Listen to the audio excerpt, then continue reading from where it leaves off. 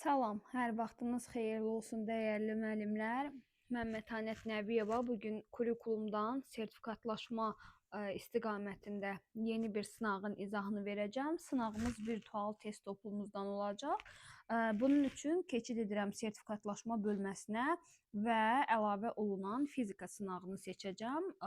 Burada aylıq və həftəlik olaraq yeni sınaqlar əlavə olunur toplumumuza. Sualımızı böyüdək. İlk sualımız deməli bizdən nə tələb olunur? Cismin elektrik yükünü şərti vahidlərlə hesablayır. Təbii ki, biz qeyd etmişdik ki, əgər situasiyanın tərkibində hesablamaqdan söhbət gedirsə, biz burada təfəkkür olaraq təbii ki, yaradıcı axtara bilmərik, tənqidi də axtara bilmərik. Təfəkkür növümüz olacaq məntiqi. Düzdürmü? Çünki hesablamaqdan söhbət gedir. Hesab varsa biz situasiyada necə bilik növü axtara bilərik? Təbii ki, hesabdan söhbət gedirsə, burada bilik olaraq prosedural götürə bilərik. Prosedural olmayan variantımızı çıxdıq və hesabdan söhbət gedən zaman biz qeyd etmişik ki, prosedural bilik həm anlamaq, həm tətbiqlə işlənir. Burada da uyğun gələn cavabımız A variantıdır. Yəni prosedural, tətbiq, məntiqi. Əgər düsturdan istifadə etməklə və yaxud da ki, qaydadan istifadə etmək olsaydı, o zaman anlamaq götürərdik. Burada sadəcə hesabdan bəhs edildiyi üçün mən situasiyamın cavabı olaraq götürürəm A variantı. Yəni prosedural, tətbiq, məntiqi. Növbəti sualımız ikinci sual. Müəllim tərəfindən şagirdlərə ev tapşırığı olaraq 50 test sualı verilib. Növbəti gün müəllim tapşırıqları yoxlayan zaman bəzi şagirdlərin tapşırığı yerinə yetirmədiklərini görür. Səbəb soruşduqda şagirdlər müəllim tərəfindən verilən tapşırığı unutduqlarını bildirir. Verilmiş situasiya ilə bağlı müəllim necə davranmalıdır? A variantı tapşırıqların işlənilməsini yenidən evə iş olaraq vermək. Bu bir o qədər effekt verməyəcək. B variantı şagirdlər tərəfindən yerinə yetirilməyən tapşırıqları əlavə zaman ayıraraq birgə işləməyə çalışmaq, onlara dəstək olmağa çalışmaq. Bəli, bunu götürə bilərik. A variantını nəyə görə götürə bilmərik? Çünki yenə şagird onu unuda bilər işləməyə və yaxud da ki, işləmək istəməyə bilər. Ona görə A effektsiz hesab olundu. C variantı şagirdləri dərsdən sonra məktəbdə saxlamaq bu, yəni cəzadır. Cəza bir o qədər effekt verici üsul hesab olunmur. Görməzdən gəlmək təbii ki, bu şagirdi daha da uçuruma aparacaq, arxayınlığa aparacaq. Valideynə bu haqda məlumat vermək bu ən axırıncı variant kimi hesab oluna bilər. İlk olaraq müəllim şagird arada olan problemi, tapşırıqlarla bağlı problemi həll etməyə çalışmalıdır. Növbəti keçid edirəm üçüncü suala. Üçüncü sualda bizdən nə soruşulur? Deməli, gərginlik anlayışını izah edən şagirddə inteqrasiyanı, biliyin, təfəkkürün növünü müəyyən edin. Gərginlik anlayışından söhbət gedirsə, bunu biz fənn daxilində inteqrasiya götürə bilərik. Yəni, çünki eyni fənnin daxilində izah edir, düzdürmü? Ona görə ilk hissəni götürdük biz nə? Fənn daxili. Fənn daxili olmayan variantımızı çıxdıq, Y variantı. İkinci, əgər izah edirəmsə nəyəsə, biz izah etmək feilini necə götürmüşdük? İzah etməyi anlasın ki, izah etsin. Deməli, taksonomiya olaraq biz bunu anlama götürə bilərik. Amma burada bizdə taksonomiyanın növünü soruşmur.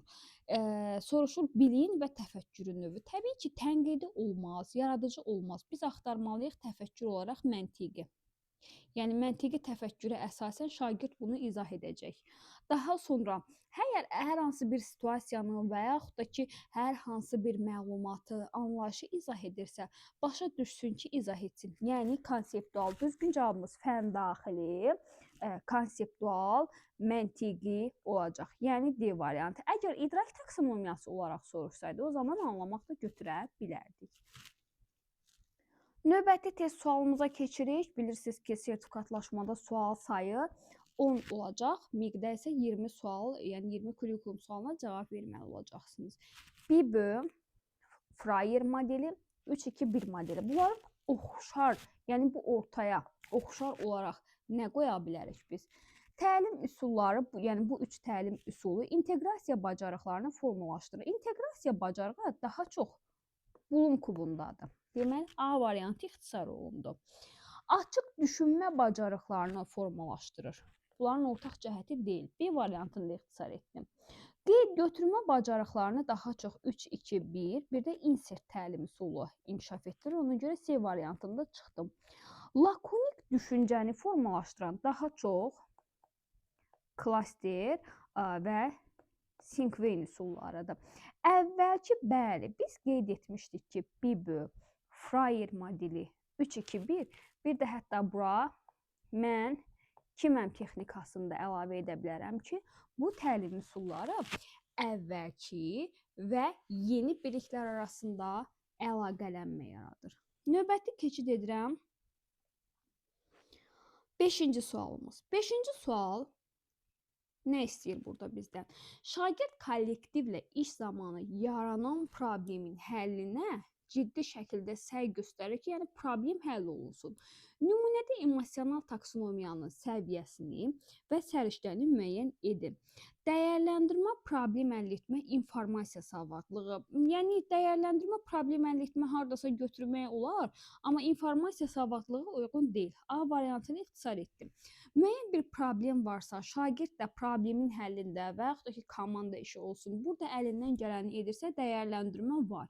Problem varsa, zaten problem əldə etməni götürə bilərik. Çünki problem olan yerdə problem həll etmə səriştəsi, yəni təfəkkürlə bağlı səriştə işə düşəcək. Və eyni zamanda əməkdaşlıq şəraitində də problem həll oluna bilər. Düzgün cavabımız B variantı. Dəqiqləşdirmə, problem həll etmə, burada dəqiqlik olmadığına görə biz C variantını silirik. Xarakterizə etmə biz bilirik ki, hər, daim, hər zaman və bir də xarakterlə bağlıdır. Ona görə D variantı da ixtisar getdi. Cavab vermə də daha çox sorğu sual qaydaya əməl etməkdən söhbət getdiyi üçün Y variantını da götürə bilmərəm. Sonra keçid edirəm növbəti sualımız 6. 6-cı sualda bizdən nə istəyir? Şagirdlərə qiymətləndirmə keçirən müəllim onlara çatışmayan cəhətlərini görür və onlar üzərində işləyərək çatışmazlıqları aradan qaldırmağa çalışır. Nümunədə pedaqoji tələb, səriştə, emosional taksonomiyanın səviyyəsini müəyyən edirik. Əgər şagirdin səhvi varsa və bu səhv üzərində işləməkdən söhbət gedirsə, biz bunu əsasən iki cür götürə bilərik. Bir, səhvin hal-hazırda üzərində iş, səhvlərə izah vermə, inkişaf yönümlülük və əgər şagirdi gələcəyə doğru rəyli istiqamətləndirirsə, bu zaman stimullaşdırma. Burada da hal-hazırda şagirdin səhvinin, nəticəsinin təhlilindən bəhs etdiyi üçün ilk olaraq inkişaf yönümlülük, səhv varsa deməli orada müəyyən problem də var və səhv üzərində işləmək, şagirdi emosional olaraq yönəltmək, şagirdə dəstək olmaq, biz bunu üçüncü tərəfində nə götürə bilərik? Dəyərləndirmək mərhələsi. Düzgün cavabımız olacaq nə? B variantı. Yəni problem varsa, problemi olan şəxsə anında kömək göstərmək, onun köməyə ehtiyacı olduğunu hiss etmək bu mərhələ olaraq dəyərləndirmə mərhələsi götürülür. Növbəti, düzdür ki, hazırki durumda adil haqlı kimi görünür. Lakin biz Arif tərəfdən məsələyə baxmalıyıq. Kohlbergə görə burada mərhələni müəyyən edirik.